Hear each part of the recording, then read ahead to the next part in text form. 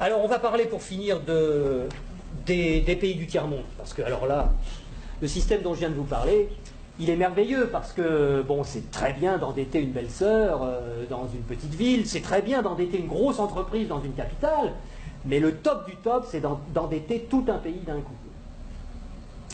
Et là, il y a des spécialistes de ça, il y a le Fonds monétaire international, il y a la Banque mondiale, il y a l'OMC, qui ont des individus, des équipes particulières qui vont dans les pays pauvres, en général où on peut trouver des ressources qui sont utiles aux pays riches, des ressources minières, des ressources géologiques, des ressources énergétiques, du pétrole, etc. Et on dit aux dirigeants de ces pays, est-ce que vous savez que vous êtes assis sur des montagnes de profits? Mais comment vous allez faire pour les tirer du sol, pour les extraire? Vous n'avez pas d'usine, vous n'avez pas de route, vous n'avez pas d'ouvriers, vous n'avez pas de savoir-faire, vous n'avez rien. Et pourtant, Dieu sait que vous pourriez vous enrichir, et enrichir votre population. Ben non, on ne peut rien faire, on n'a rien, on n'a rien. Bon. Ben écoutez, nous, on est le FMI, on est la Banque mondiale, on peut vous prêter des milliards de dollars. Et avec vos milliards de dollars qu'on va vous prêter, vous allez pouvoir exploiter vos ressources et nous rembourser haut la main sans problème.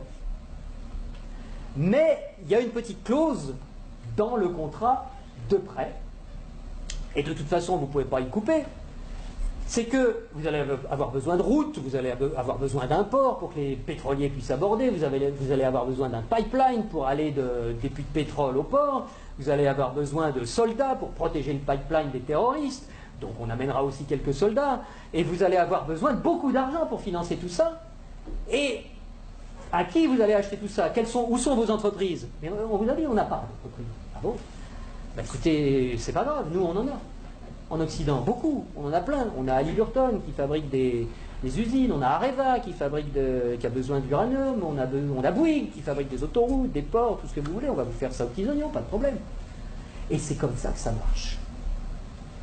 On vous prête 15 milliards, sous réserve que vous fassiez travailler nos entreprises, de toute façon vous ne pouvez pas faire autrement. Donc regardez bien ce que ça fait au point de vue monétaire. Il y a 15 milliards qui sont créés ex nihilo par le Fonds monétaire international et la Banque mondiale. Le Fonds monétaire international, c'est un organisme qui récupère quelques dépôts de la plupart des pays de la planète qui servent de garantie pour faire des crédits, des prêts aux pays sous-développés.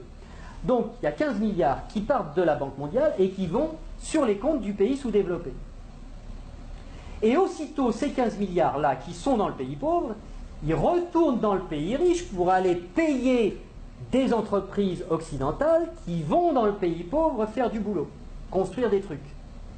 Du point de vue du pays riche, quand vous allez vendre des produits et des services dans un pays pauvre à l'étranger, pour vous, c'est quoi? C'est des exportations ou des importations? Des exportations. Voilà. Je vais aller exporter une usine, Areva, moi français. J'exporte une usine, j'exporte du travail, j'exporte des chars, j'exporte des fusils, j'exporte des outils, de l'outillage. Donc, ce qui est génial, c'est que les 15 milliards qui sont partis des pays occidentaux, qui sont allés dans le pays pauvre, il y a des services qui sont exportés par les pays occidentaux envers les pays pauvres, et l'argent, qu'est-ce qu'il fait? Il revient dans les pays riches, les 15 milliards, ils reviennent. Bon. Et donc les 15 milliards, c'est comme si on avait eu une belle-sœur qui avait emprunté 15 milliards et qui nous les distribue, puisque les ouvriers des entreprises des pays occidentaux, les actionnaires des entreprises des pays occidentaux, ils vont avoir plus d'argent grâce à ces 15 milliards qui reviennent. Donc ils vont les dépenser dans l'économie, ça nous fait des transactions nouvelles, de l'emploi nouveau, qui va ruisseler dans notre économie.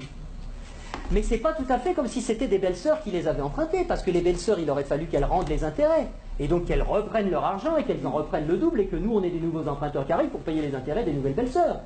Là, non. C'est qui la belle-sœur qui paye les intérêts? C'est les pauvres.